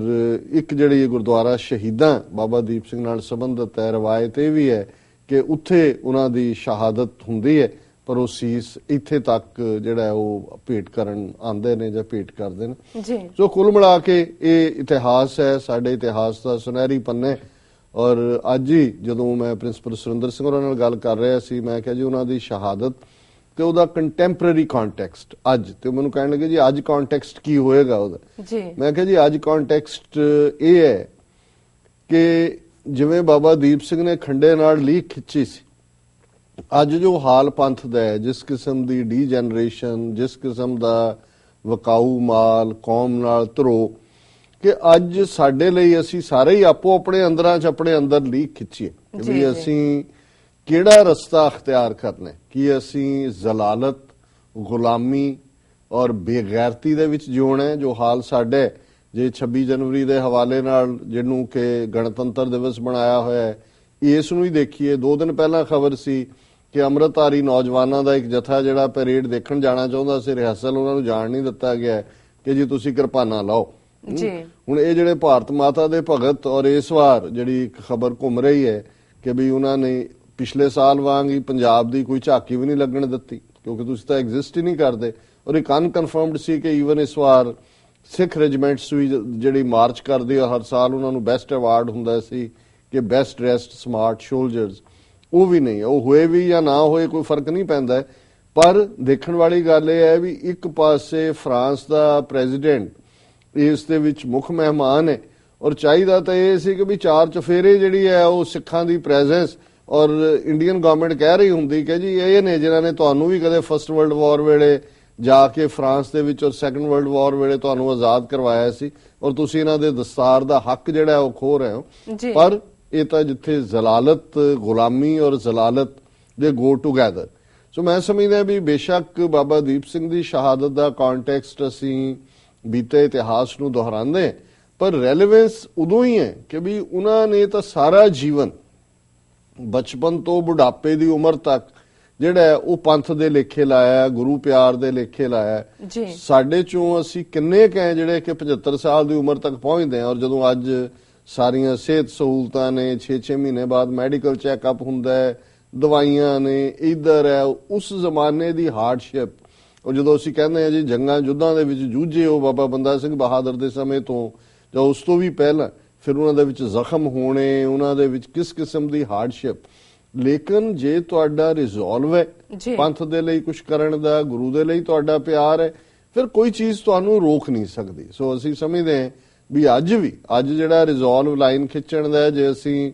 ਭਾਈ ਜਗਤਾਰ ਸਿੰਘ ਤਾਰਾ, ਭਾਈ ਜਗਤਾਰ ਸਿੰਘ ਹਵਾਰਾ ਜਾਂ ਅੱਜ ਭਾਈ ਪਰਮਜੀਤ ਸਿੰਘ ਪੰਮਾ ਔਰ ਦਰਜਨਾ ਉਹ ਨੌਜਵਾਨ ਜਿਹੜੇ ਥਾਈਂ ਜਿਹੜੇ ਨੇ ਉਹਨਾਂ ਨੂੰ ਕਿਸੇ ਨਾ ਕਿਸੇ ਐਕਟ ਦੇ ਥੱਲੇ ਝੂਠਾ ਐਕਸਟ੍ਰਾਡਾਈਟ ਕਰਕੇ ਲੈ ਗਏ ਜਾਂ ਉੱਥੇ ਜੇਲ੍ਹਾਂ ਵਿੱਚ ਡੱਕਿਆ ਹੋਇਆ ਜਾਂ ਕੱਲ ਨੂੰ ਆਉਣ ਵਾਲੇ ਹੋਣਗੇ, ਇਹ ਉਹ ਸਾਰੇ ਉਹੀ ਨੇ ਜਿਨ੍ਹਾਂ ਨੇ ਲਾਈਨ ਕ੍ਰਾਸ ਕਰ ਲਈ ਸ਼ਹੀਦੀ ਵਾਲੀ ਕਿ ਭਾਈ ਅਸੀਂ ਪੰਥ ਦੀ ਸੇਵਾ ਕਰਨੀ ਹੈ। ਉਹ ਲਾਈਨ ਦੇ ਉਰਾਰੋਂ ਨਹੀਂ ਭੱਜੇ ਜਿਵੇਂ ਬਾਬਾ ਦੀਪ ਸਿੰਘ ਨੇ ਲਾਈਨ ਖਿੱਚੀ ਸੀ। ਸੋ ਮੈਂ ਸਮਝਦਾ ਵੀ ਇਤਿਹਾਸ ਦੇ ਹਰ ਮੁਕਾਮ ਦੇ ਉੱਤੇ ਜੀ ਉਹ ਕੁਝ ਵਾਪਰਦਾ, ਔਰ ਇਹੀ ਦੁਹਰਾ ਅਸੀਂ ਸਰਦਾਰ ਸ਼ਾਮ ਸਿੰਘ ਅਟਾਰੀ ਵਾਲਾ, ਜਦੋਂ ਕਿ ਸ਼ਾਹ ਮੁਹੰਮਦ ਕਹਿੰਦੇ ਕਿ ਸ਼ਾਹ ਮੁਹੰਮਦਾ ਸਿੰਘਾਂ ਨੇ ਗੋਰਿਆਂ ਦੇ ਨਿੰਬੂਆਂ ਲਹੂ ਨਿਚੋੜ ਸੁੱਟੇ, ਜਾਂ ਸਰਦਾਰ ਸ਼ਾਮ ਸਿੰਘ ਸਰਦਾਰ ਅਟਾਰੀ ਵਾਲੇ ਬਨ ਸ਼ਸਤਰੀ ਜੋੜ ਵਿਛੋੜ ਸੁੱਟੇ, ਸ਼ਾਹ ਮੁਹੰਮਦਾ ਸਿੰਘਾਂ ਨੇ ਗੋਰਿਆਂ ਦੇ ਵਾਂਗ ਨਿੰਬੂਆਂ ਲਹੂ ਨਿਚੋੜ ਸੁੱਟੇ। ਔਰ ਉਦੋਂ ਵੀ ਜਦੋਂ ਕੋਈ ਜਿਹੜਾ ਉਹ ਤੋਪਖਾਨਾ ਨਹੀਂ ਚੱਲਦਾ, ਸਰੋਂ ਨਿਕਲ ਰਹੀ ਹੈ, ਕੋਈ ਹਥਿਆਰ ਨਹੀਂ ਹੈ, ਬਾਰੂਦ, ਤੇ ਫਿਰ ਜਿਵੇਂ ਸ਼ਾਮ ਸਿੰਘ ਅਟਾਰੀ ਵਾਲੇ ਨੇ ਕਿਹਾ ਕਿ ਆ ਜਾਓ ਭਾਈ ਜੀ ਹੁਣ ਸ਼ਹੀਦੀ ਪਾਉਣੀ ਹੈ, ਆ ਜਾਓ, ਜਿਨ੍ਹਾਂ ਨੇ ਜਾਣਾ ਹੈ ਮੁੜ ਜਾਓ, ਆਓ ਅਸੀਂ ਸ਼ਹੀਦੀ ਪਾਉਣ ਚੱਲੇ ਹਾਂ। ਇਹਦਾ ਅਰਦਾਸ ਕਰਕੇ ਆਏ ਸੀ ਕਿ ਜਾਂ ਜਿੱਤ ਜਾਂ ਸ਼ਹੀਦੀ। ਸੋ ਮੈਂ ਸਮਝਦਾ ਵੀ ਜਿਹੜਾ ਸਿੱਖ ਦਾ ਰਿਜ਼ੋਲਵ ਹੈ, ਅੱਜ ਬਹੁਤ ਵਾਰ ਸਾਡਾ ਬਹੁਤ ਵੱਡਾ ਤਬਕਾ, ਬਹੁਤ ਵੱਡਾ ਹਿੱਸਾ, ਈਵਨ ਆਪਣੇ ਆਪ ਨੂੰ ਅਸੀਂ ਖਾਲਿਸਤਾਨੀ ਐਕਟਿਵਿਸਟ ਕਹਿਣ ਵਾਲੇ, ਸਾਡਾ ਫੇਥ ਹੀ ਨਹੀਂ ਹੈ, ਆਪਣੇ ਆਪ ਤੇ ਵੀ ਨਹੀਂ ਹੈ, ਆਪਣੇ ਗੁਰੂ ਤੇ ਵੀ ਨਹੀਂ ਹੈ, ਆਪਣੀ ਵਿਕਟਰੀ ਤੇ ਵੀ ਨਹੀਂ ਹੈ, ਆਪਣੀ ਜਿੱਤ ਤੇ ਵੀ ਨਹੀਂ ਹੈ। ਔਰ ਨਤੀਜੇ ਦੇ ਤੌਰ ਤੇ ਅਸੀਂ ਕਿਸ ਕਿਸਮ ਦੀ ਜਹਾਲਤ 18ਵੀਂ ਸਦੀ ਚ 100 ਸਾਲ ਭਾਵੇਂ ਉਹ ਅਬਦਾਲੀ ਆਇਆ, ਮੁਗਲ ਸੀ, ਇਹੋ ਜਿਹੇ ਸਿੱਖ ਸੀ ਜਿਨ੍ਹਾਂ ਨੇ ਨਹੀਂ ਗਿਵ ਅਪ ਕੀਤਾ। ਹੋਇਆ ਜਿੱਤਾਂ ਹੁੰਦੀਆਂ, ਘੱਲੂਕਾਰੇ ਹੋਏ, ਫੇਰ ਆ ਗਏ ਵਾਪਸ, ਪਰ ਇਹ ਰਿਜ਼ੋਲਵ ਸੀ ਕਿ ਹਮ ਪਾਤਸ਼ਾਹੀ ਸਤਗੁਰ ਦਈ ਹੰਨੇ ਹੰਨੇ ਲਾਏ, ਜੈ ਜੈ ਬਹਿ ਜ਼ਮੀਨ ਮਲ ਤਹਿ ਤਹਿ ਤਖਤ ਬਣਾਏ। ਜੀ ਕਿ ਸਾਨੂੰ ਪਾਤਸ਼ਾਹੀ ਗੁਰੂ ਨੇ ਦਿੱਤੇ। ਹੰਨਾ ਘੋੜੇ ਦੀ ਕਾਠੀ ਨੂੰ ਕਹਿੰਦੇ ਨੇ ਕਿ ਅਸੀਂ ਤਾਂ ਪਾਤਸ਼ਾਹੀ ਘੋੜੇ ਦੀ ਕਾਠੀ ਨਾਲ ਬੰਨੀ ਹੋਈ। ਹੁਣ ਘੋੜੇ ਦੀ ਕਾਠੀ ਦਾ ਮਤਲਬ ਇਹ ਹੈ ਕਿ ਵੀ ਅਸੀਂ ਬਿਲਕੁਲ ਆਜ਼ਾਦ ਹੈ, ਜੈ ਜੈ ਬਹਿ ਜ਼ਮੀਨ ਮਲ ਤਹਿ ਤਹਿ ਤਖਤ ਬਣਾਏ। ਜਿੱਥੇ ਅਸੀਂ ਬੈਠ ਗਏ, ਜਿੱਥੇ ਖਾਲਸਾ ਬੈਠਾ ਉੱਥੇ ਤਖਤ ਹੈ, ਕਿ ਹਰ ਸਿੱਖ ਸੋਵਰਨ ਹੈ। ਸਿੱਖ ਇੱਕ ਅਕਾਲ ਪੁਰਖ ਤੋਂ ਬਿਨਾਂ ਕਿਸੇ ਦਾ ਹੁਕਮ ਨਹੀਂ ਮੰਨਦਾ ਸੀ, ਕਿਸੇ ਐਰੇ ਗੈਰੇ ਨੱਥੂ ਖੈਰੇ ਕਿਸੇ ਦੁਨਿਆਵੀ ਬਾਦਸ਼ਾਹ ਨੂੰ ਅਸੀਂ ਨਹੀਂ ਮੰਨਦੇ। ਹੁਣ ਇਹ ਰਿਜ਼ੋਲਵ ਹੈ, ਔਰ ਇਹ ਰਿਜ਼ੋਲਵ ਜੇ ਅਸੀਂ ਹੁਣ ਦੇ ਕੰਟੈਕਸਟ ਵੀ ਗੱਲ ਕਰੀਏ ਕਿ ਜੇ 26 ਜਨਵਰੀ 1950 ਜਿੱਦਨ ਇਹ ਕਾਲਾ ਸੰਵਿਧਾਨ ਲਾਗੂ ਕੀਤਾ ਜਾਂਦਾ ਹੈ, ਉਸ ਤੋਂ ਪਹਿਲਾਂ ਕਿਉਂਕਿ ਉਹ ਫੈਕਟ ਅਸੀਂ ਅਕਸਰ ਦੁਹਰਾਉਂਦੇ ਰਹਿੰਦੇ ਹਾਂ, ਅੱਜ ਮੈਂ ਨਹੀਂ ਦੁਹਰਾਵਾਂਗਾ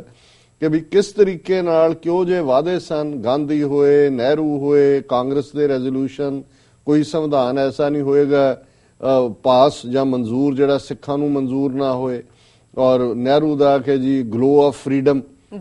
ਕਿ ਵੀ ਅਸੀਂ ਖਿੱਤਾ ਦੇਾਂਗੇ ਜਿੱਥੇ ਕਿ ਸਿੱਖ ਵੀ ਗਲੋ ਆਫ ਫਰੀडम ਆਣ ਸਕਣ। ਪਰ ਸੰਵਿਧਾਨ ਸਭਾ ਦੇ ਵਿੱਚ ਕਨਸਟੀਟਿਊਐਂਟ ਅਸੈਂਬਲੀ 'ਚ ਅਸੀਂ ਦੇਖਦੇ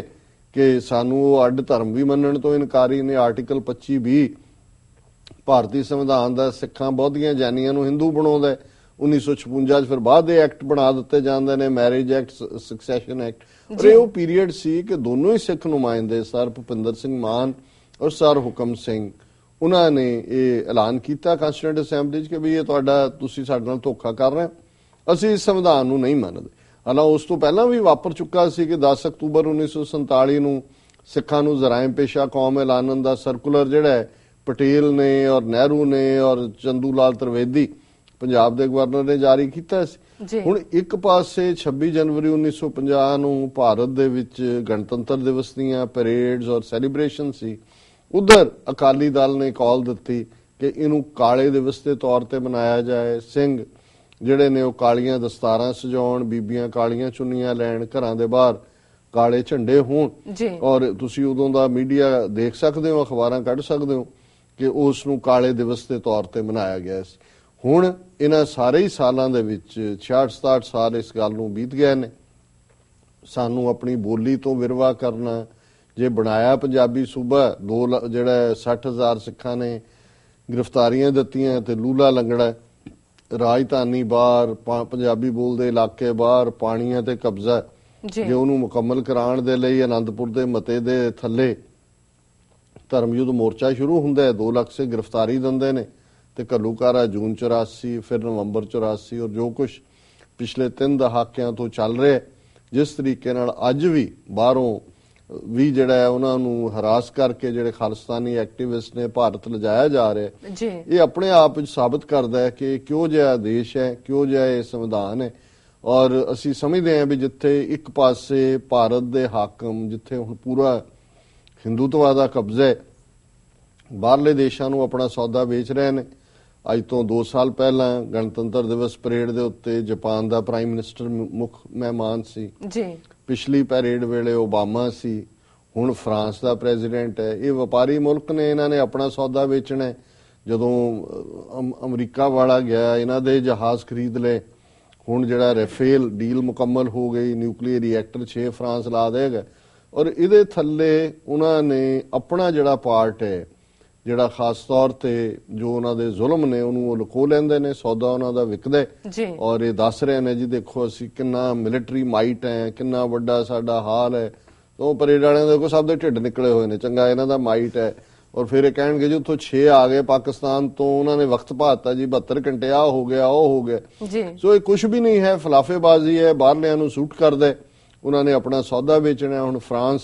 ਜਿਹੜਾ ਗਿਆ, ਮੈਂ ਦੇਖ ਰਿਹਾ ਸੀ ਵੀ ਜੇ ਤੁਸੀਂ ਕਲੋਨੀਅਲ ਹਿਸਟਰੀ ਦੇਖੋ, ਮੈਂ ਡਿਸਕਸ ਕਰਾਂਗਾ ਕਿਸੇ ਦਿਨ, ਜਿਹਦੇ ਵਿੱਚ ਸਾਰੀਆਂ ਹੀ ਯੂਰਪੀਅਨ ਪਾਵਰਸ ਕਿਵੇਂ ਇੰਡੀਆ ਦੇ ਵਿੱਚ ਵੜੇ, ਕਿਵੇਂ ਫ੍ਰੈਂਚ ਨੇ ਕਿਹੜੇ-ਕਿਹੜੇ ਇਲਾਕੇ ਫਤਿਹ ਕੀਤੇ, ਪੌਂਡੀਚੇਰੀ ਉਹਨਾਂ ਦੇ ਕੋਲ ਸੀ,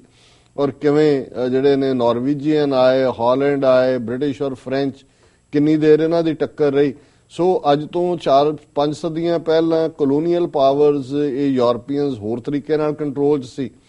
ਅੱਜ ਹੁਣ ਸਥਿਤੀ ਇਹ ਆ ਗਈ ਹੈ ਕਿ 80 ਦੇ ਕਰੀਬ 77 ਜਾਂ 78 ਈਵਨ ਜਿਹੜੇ ਫ੍ਰੈਂਚ ਟਰੂਪ ਨੇ ਉਹ ਦਿੱਲੀ ਦੇ ਮੁਕਾਮ ਤੇ ਖਲੋ ਕੇ ਸਲੂਟ ਦੇ ਰਹੇ ਨੇ। ਹੁਣ ਇਹ ਕੀ ਮੈਸੇਜ ਆ ਰਿਹਾ? ਸੋ ਇਹ ਜਿਹੜੇ ਨੇ ਜਿਨ੍ਹਾਂ ਨੇ RSS, ਇਹਨਾਂ ਦਾ ਇੱਕ ਵੀ ਬੰਦਾ ਨਹੀਂ ਮਰਿਆ ਹੈ ਆਜ਼ਾਦੀ ਦੇ ਸੰਘਰਸ਼, ਕੋਈ ਇਹਨਾਂ ਦਾ ਯੋਗਦਾਨ ਨਹੀਂ। ਕਾਂਗਰਸ ਨੂੰ ਜੋ ਮਰਜ਼ੀ ਕਹੋ, ਗਾਂਧੀ, ਨਹਿਰੂ, ਅਸੀਂ ਵੀ ਕਹਿੰਦੇ ਹਾਂ, ਲੇਕਿਨ ਘੱਟੋ ਘੱਟ ਉਹਨਾਂ ਦੀ ਕੋਈ ਤਾਂ ਕੰਟਰੀਬਿਊਸ਼ਨ ਹੈ। ਇਹ ਜਿਹੜੇ ਹੁਣ ਅੱਜ ਮਾਮੇ ਬਣੇ ਨੇ ਆਜ਼ਾਦੀ ਦੇ, ਔਰ ਸਾਨੂੰ ਉੱਥੇ ਹੱਕ ਵੀ ਨਹੀਂ ਹੈ ਕਿ ਵੀ ਜਿਸ ਬਾਰੇ ਇੱਕ ਸ਼ੇਅਰ ਅਕਸਰ ਉਰਦੂ ਦਾ ਹੁੰਦਾ ਕਿ ਭਾਈ ਇਸ ਬਾਗ ਦੇ ਲਈ ਅਸੀਂ ਖੂਨ ਬਹਾਇਆ, ਤੇ ਅੱਜ ਇਹ ਸਾਨੂੰ ਕਹਿੰਦੇ ਨੇ ਵੀ ਇਹਦੇ ਨਾਲ ਤੁਹਾਡਾ ਕੋਈ ਸਬੰਧ ਨਹੀਂ ਹੈ। ਸੋ ਅਸੀਂ ਸਮਝਦੇ ਹਾਂ ਵੀ ਅਸੀਂ ਜਿੱਥੇ ਇਸ ਨੂੰ ਅਗੇਨ, ਇਹ ਸਾਡੇ ਲਈ ਹਮੇਸ਼ਾ ਕਾਲਾ ਦਿਵਸ ਰਹੇਗਾ, ਇਸ ਦੇ ਤੌਰ ਤੇ ਨਕਾਰਦੇ, ਉੱਥੇ ਅਸੀਂ ਉਹਨਾਂ ਬਹਾਦਰ ਸਿੰਘਾਂ ਸਿੰਘਣੀਆਂ ਨੂੰ, ਉਹਨਾਂ ਬਹਾਦਰ ਰੂਹਾਂ ਨੂੰ ਸੈਲੂਟ ਕਰਦੇ। ਇੱਥੇ ਕਈ ਵਾਰ ਸਾਡੇ ਕਈ ਜਿਹੜੇ ਜਿਨ੍ਹਾਂ ਨੂੰ ਮੈਂ ਹੁਣ ਕੀ ਕਹਾਂ, ਡਿਟਰੈਕਟਰਸ ਜਾਂ ਕੀ ਸ਼ਬਦ ਹੈ, ਉਹ ਕਹਿਣਗੇ ਜੀ ਇੱਥੇ ਰੌਲਾ ਪਾਉਂਦੇ ਨੇ, ਉੱਥੇ ਤਾਂ ਕੋਈ ਮੰਗਦਾ ਹੀ ਨਹੀਂ ਜੀ, ਉੱਥੇ ਤਾਂ ਕੋਈ ਬੋਲਦਾ ਹੀ ਨਹੀਂ ਜੀ। ਸੋ ਕੁੱਲ ਮਿਲਾ ਕੇ ਅਸੀਂ ਸਮਝਦੇ ਹਾਂ ਵੀ ਜੇ ਦੇਖਣਾ ਵੀ ਉੱਥੇ ਕੋਈ ਬੋਲਦਾ ਕਿ ਨਹੀਂ, ਔਰ ਇਹ ਕ੍ਰੈਡਿਟ ਦਲ ਖਾਲਸਾ, ਅਕਾਲੀ ਦਲ, ਪੰਚ ਪ੍ਰਧਾਨੀ, ਪੰਥਕ ਧਿਰਾਂ ਨੂੰ ਜਾਂਦਾ ਹੈ ਕਿ ਉਹ ਹਰ ਸਾਲ ਉਹ ਇਸ ਗੱਲ ਨੂੰ ਯਕੀਨੀ ਬਣਾਉਂਦੇ ਨੇ ਕਿ 26 ਜਨਵਰੀ ਔਰ 15 ਅਗਸਤ ਇਸ ਨੂੰ ਕਾਲੇ ਦਿਨ ਦੇ ਤੌਰ ਦੇ ਉੱਤੇ ਮਨਾਉਣ। ਇਸ ਵਾਰ ਵੀ ਜਿਹੜਾ ਅਕਾਲੀ ਦਲ, ਪੰਚ ਪ੍ਰਧਾਨੀ, ਦਲ ਖਾਲਸਾ, ਸਿੱਖ ਯੂਥ ਆਫ ਪੰਜਾਬ ਤੇ ਦੂਸਰੀਆਂ ਜਥੇਬੰਦੀਆਂ ਨੇ 25 ਜਨਵਰੀ ਨੂੰ ਅੰਮ੍ਰਿਤਸਰ ਦੇ ਵਿੱਚ ਇਸ ਨੂੰ ਕਾਲਾ ਦਿਵਸ ਦੇ ਤੌਰ ਤੇ ਮਨਾਇਆ ਉਹਨਾਂ ਨੇ। ਔਰ ਮੈਨੂੰ ਖੁਸ਼ੀ ਹੋਈ, ਹੁਣ ਬਹੁਤ ਵਾਰੀ ਇੱਥੇ ਸਾਨੂੰ ਕਹਿਣਗੇ ਜੀ ਤੁਹਾਡੇ ਪ੍ਰੋਟੈਸਟਾਂ 'ਚ ਚਿੱਟੀਆਂ ਦਾੜੀਆਂ ਵਾਲੇ ਹੀ ਨਜ਼ਰ ਆਉਂਦੇ ਨੇ, ਕੋਈ ਤੁਹਾਡੇ ਜਵਾਨ ਕਿੱਥੇ ਗਏ? ਹੁਣ ਚਲੋ ਸਿਕਸ ਫਾਰ ਜਸਟਿਸ ਔਰ ਦੂਸਰਿਆਂ ਦੇ ਐਫਰਟ ਨਾਲ ਹੁਣ ਨੌਜਵਾਨ ਵੀ ਆ ਗਏ, ਪਰ ਪੰਜਾਬ ਦੇ ਵਿੱਚ ਵੀ ਇਹ ਲੱਗਣ ਲੱਗ ਗਿਆ ਸੀ ਕਿ ਜੀ ਨਵੀਂ ਜਨਰੇਸ਼ਨ ਦੀ ਗੱਲ ਕਿੱਥੇ ਗਈ। ਹਾਲਾਂ ਸਰਬੱਤ ਖਾਲਸਾ ਚੱਬਾ ਨੇ ਬਹੁਤ ਕੁਝ ਜਿਹੜਾ ਹੈ ਉਹ ਸਾਬਤ ਕਰ ਦਿੱਤਾ ਸੀ ਕਿ ਨਹੀਂ, ਉਸ ਧਰਤੀ ਤੇ ਜਿਹੜੀ ਹੈ ਅੱਜ ਵੀ ਪੰਥ ਦੀ ਗੱਲ ਹੈ। ਪਰ ਇਸ ਜਿਹੜਾ ਬਲੈਕ ਡੇ ਮਾਰਚ ਉਹਨਾਂ ਨੇ ਕੀਤਾ, ਬਹੁਤ ਸਾਰੇ ਯੰਗਸਟਰਸ ਉਸ ਦੇ ਵਿੱਚ ਨੇ, ਪੂਰੇ ਜਵਾਨ ਭਰ ਜਵਾਨੀ ਦੇ ਵਿੱਚ। ਔਰ ਅਸੀਂ ਜਿਉਂ ਹੀ ਮੈਂ ਹੁਣੇ ਕਲੋਜ਼ ਕਰਾਂਗਾ ਕਮੈਂਟ, ਔਰ ਸਾਡੀ ਟੈਕਨੀਕਲ ਟੀਮ ਉਸ ਵੀਡੀਓ ਦੇ ਨਾਲ ਫੁਟੇਜ ਦੇ ਨਾਲ ਤਿਆਰ ਹੈ ਜੀ ਜਿਹੜਾ ਕਿ ਜੋ ਅੰਮ੍ਰਿਤਸਰ ਦਾ ਰੋਸ ਮਾਰਚ ਹੈ ਕਾਲਾ ਦਿਵਸ ਉਸ ਦੀ ਆਡੀਓ ਵੀ ਪਲੇ ਹੋਏਗੀ ਔਰ ਦਰਸ਼ਕ ਦੇਖ ਸਕਦੇ ਨੇ ਔਰ ਇਸ ਗੱਲ ਨੂੰ ਮੁਕੰਮਲ ਤੌਰ ਤੇ ਜਿਹੜਾ ਹੈ ਉਹ ਝੁਠਲਾਇਆ ਜਾ ਰਿਹਾ ਅਸੀਂ ਝੁਠਲਾ ਰਹੇ ਹਾਂ ਜੀ ਉਹਨਾਂ ਦੇ ਮੂੰਹ ਦੇ ਉੱਤੇ ਚਪੇੜ ਜਿਹੜੇ ਕਹਿੰਦੇ ਨੇ ਜੀ ਕਿ ਇੱਥੇ ਗੱਲ ਕਰਨ ਵਾਲੇ ਨੇ ਉੱਥੇ ਕੋਈ ਔਰ ਇਹਦੀ ਬੈਕਡ੍ਰੌਪ ਇਹ ਹੈ ਕਿ ਬੇਸ਼ੱਕ ਦੇਸ਼ ਧਰੋਹ ਦੇ ਕੇਸ ਦੇ ਵਿੱਚ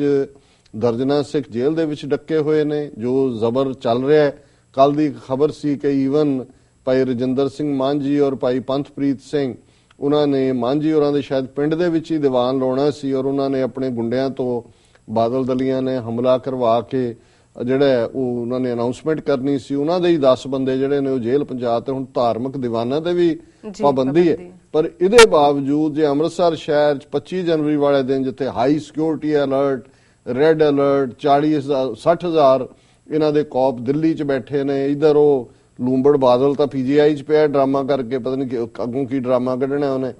ਤੇ ਸੁਖਬੀਰ ਬਠਿੰਡੇ 'ਚ ਲਹਿਰਾ ਰਿਹਾ ਝੰਡਾ ਔਰ ਪੰਜਾਬ ਸਾਰਾ ਵੰਡਿਆ ਕਿੱਥੇ ਝੰਡਾ ਲਹਿਰਾਣਾ ਤੇ ਜੇ ਸੈਂਕੜਿਆਂ ਦੀ ਗਿਣਤੀ ਦੇ ਵਿੱਚ ਸਿੱਖ ਨੌਜਵਾਨ ਅੰਮ੍ਰਿਤਸਰ ਦੀ ਧਰਤੀ ਤੇ ਖਲੋ ਕੇ ਕਹਿੰਦੇ ਨੇ ਕਿ ਤੁਹਾਡੇ ਸੰਵਿਧਾਨ ਨੂੰ ਅਸੀਂ ਨਕਾਰਦੇ ਇਹ ਦਿਨ ਕਾਲਾ ਦਿਵਸ ਹੈ ਔਰ ਅਸੀਂ ਕੀ ਚਾਹੁੰਦੇ ਸਾਡੇ ਲਈ ਆਜ਼ਾਦੀ ਹੈ ਔਰ ਸਾਡੇ ਲਈ ਤਿਰੰਗੇ ਦਾ ਕੋਈ ਮਤਲਬ ਨਹੀਂ ਸਾਡੇ ਲਈ ਕੇਸਰੀ ਨਿਸ਼ਾਨ ਸਾਡੀ ਆਜ਼ਾਦੀ ਦਾ ਪ੍ਰਤੀਕ ਹੈ ਤੇ ਫਿਰ ਅੱਜ ਵੀ ਉਸ ਧਰਤੀ ਦੇ ਉੱਤੇ ਜਿਵੇਂ ਬਾਬਾ ਦੀਪ ਸਿੰਘ ਨੇ ਜੂਝ ਕੇ ਸ਼ਹੀਦੀ ਪਾਈ ਸੀ ਔਰ ਜਹਾਨ ਖਾਨ ਔਰ ਅਬਦਾਲੀ ਨੂੰ ਦੱਸਿਆ ਸੀ ਕਿ ਤੂੰ ਹਰਮੰਦਰ ਢਾ ਸਕਦਾ ਹੈ ਅਕਾਲ ਤਖਤ ਢਾ ਸਕਦਾ ਪਰ ਇਹ ਖਾਲਸੇ ਦੀ ਧਰਤੀ ਹੈ ਇੱਥੇ ਸਾਡੀ ਸਪਿਰਿਟ ਪ੍ਰਵੇਲ ਕਰੇਗੀ ਸੋ ਮੈਂ ਸਮਝਦਾ ਵੀ ਅੱਜ ਵੀ ਜਿਹੜੇ ਬਹਾਦਰ ਯੋਧੇ ਉੱਥੇ ਇਸ ਗੱਲ ਦੇ ਲਈ ਖਲੋਤੇ ਨੇ ਖਾਲਿਸਤਾਨ ਦੀ ਆਜ਼ਾਦੀ ਦੇ ਲਈ ਜੂਝ ਰਹੇ ਨੇ ਇਹ ਸਾਡੇ ਉਹਨਾਂ ਬੋਤਾ ਸਿੰਘ ਗਰਜਾ ਸਿੰਘ ਸਾਡੇ ਬੀਤੇ ਦੇ ਉਹਨਾਂ ਇਤਿਹਾਸਕ ਨਾਇਕਾਂ ਦੀ ਯਾਦ ਦਹਾਨੀ ਕਰਵਾ ਰਹੇ ਨੇ ਕਿ ਪੰਜਾਬ ਦੌਲਤ ਯਾਹੀ ਤੇ ਸਿੱਖ ਖਾਹੇ ਦੱਖਣੀ ਪੱਛਮੀ ਕਿਮ ਲੈ ਜਾਹੇ ਇਹ ਦੌਲਤ ਤੇ ਸਿੱਖਾਂ ਦਾ ਹੱਕ ਹੈ ਇਹ ਗੁਰੂਆਂ ਦੀ ਧਰਤੀ ਹੈ ਔਰ ਅਲਟੀਮੇਟਲੀ ਅਸੀਂ ਦਰਿਆਏ ਜਮਨਾ ਤੋਂ ਵਾਘਾ ਤੱਕ ਆਜ਼ਾਦ ਪ੍ਰਭੂ ਸਤਾ ਸੰਪੰਨ ਦੇਸ਼ ਕਾਇਮ ਕਰਨੇ ਸੋ ਮੈਂ ਇਹਦੇ ਨਾਲ ਕਲੋਜ਼ ਕਰਾਂ ਔਰ ਅਜੇ ਤੁਸੀਂ ਆਫ ਨਹੀਂ ਲੈਣਾ ਬ੍ਰੇਕ ਨਹੀਂ ਲੈਣੀ ਔਰ ਦਰਸ਼ਕ ਜੁੜੇ ਰਹਿਣ ਔਰ ਉਹ ਇੰਜੋਏ ਕਰਨਗੇ 2-2.5 ਮਿੰਟ ਦੀ ਵੀਡੀਓ ਕਲਿੱਪਿੰਗ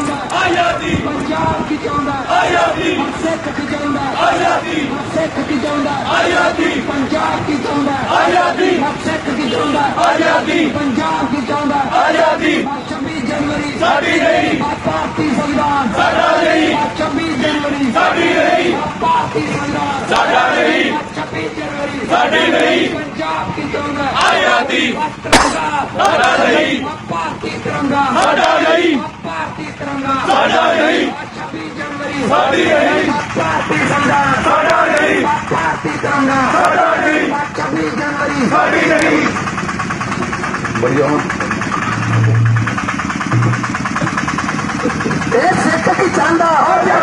सिख की चांदा सिख की चांदा सिख की चांदा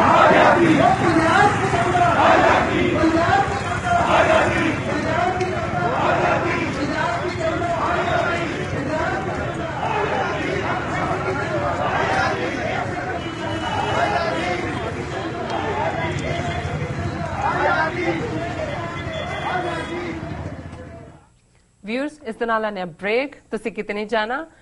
मिलदे हां छोटे ब्रेक तो बाद